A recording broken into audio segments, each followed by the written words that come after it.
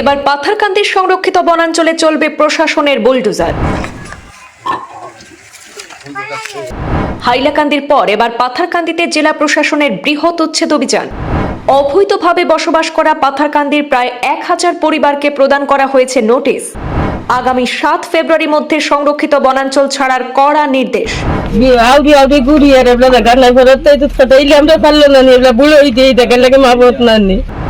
ইতিমধ্যে উচ্ছেদের প্রস্তুতি শুরু করে দিয়েছে জেলা বন বিভাগ। প্রশাসনের বুলডোজার নামার আগেই কিছু পরিবার নিজেরাই ঘরবাড়ি ভেঙে নিরাপদ আশ্রয়ের খোঁজে এলাকা ছাড়তে শুরু করেছেন।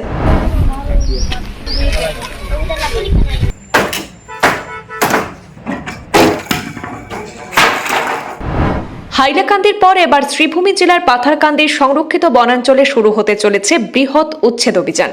জেলা প্রশাসনের এই সিদ্ধান্তে পাথারকান্দি বিধানসভা সমষ্টির একাধিক এলাকায় তীব্র চাঞ্চল্য ছড়িয়েছে। পাথারকান্দি সমষ্টির অধীন ইছাপাড়, মাধবপুর, বালিয়া, মধুরবন, ছাগলমোয়া, মাগুরা, যোগীছড়া, চাঁদপুর সহ বিভিন্ন সংরক্ষিত বনাঞ্চলে দীর্ঘদিন ধরে বসবাসকারী প্রায় 1000 পরিবারের হাতে ইতিমধ্যে উচ্ছেদের নোটিশ ধরিয়ে দেওয়া হয়েছে। প্রশাসনের তরফে স্পষ্ট জানিয়ে দেওয়া হয়েছে যে আগামী 7 ফেব্রুয়ারির মধ্যে সংশ্লিষ্ট পরিবারগুলিকে বনভূমি ছাড়তে হবে।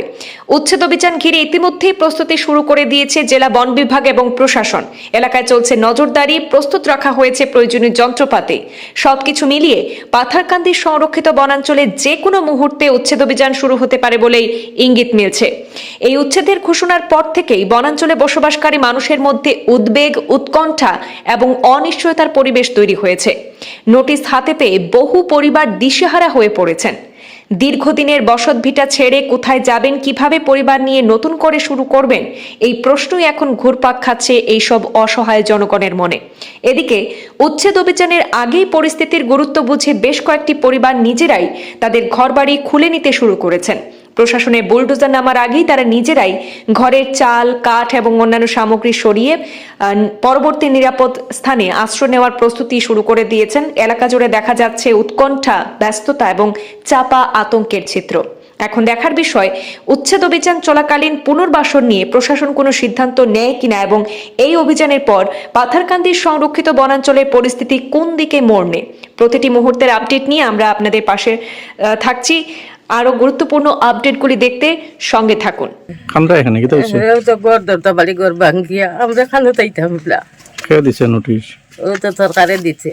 কিটা কইছে নোটিশ? ও তো কইতাম আমরা ইনটাকে উঠি দিতাম গিয়া। এই জায়গা কার? এই টাকা তার দিতাম। কতদিন থেকে রিজার্ভ আছো? এটা বহুত বীজপত্র, এটা কত বছরের বড়ই ধরের গুয়া ধরে। কতদিনের ভিতরে যাওয়ার কথা কইছে? 1 মাসের টাইম দিছিল। আমরা 1 মাস গিয়ালে ভিডিয়ারে কইতে 2 মাসের 2 মাসের ভিতরে তো বরাত করতাম পারলাম না, আমরা কথাইয়ে দিলা। এখন কোন জায়গা যাইবে? এখন আউরি আর কি, বই জায়গা নাই, আমরা জায়গা তুমি নাই, কানো দিতাম। যখন গাড়ি লোড করিয়া কই যাইরা এটা লইয়া? গাড়ি লোড করিয়া তো দাদারে কুতুম কত নিয়া থইতে আর কি নাম আপনার? আসাদুর রহমান। এখানে কত বছর থেকে আছেন? এখানে আসি তো বাক্কা কত বছর ধরে আছি। তো বন বিভাগ সেই সময় আপনাদেরকে বলেনি? না, ও কিচ্ছু বলে নাই। আমরা তো নিশ্চিন্তা ঘর বাড়ি বানাইয়া আছি, আমরা কিচ্ছু কইছে না করবার লাগিও। আর এখন আমরা হঠাৎ নোটিশ দিছে, দিয়া কইছে এখান থেকে খালি করবার লাগি।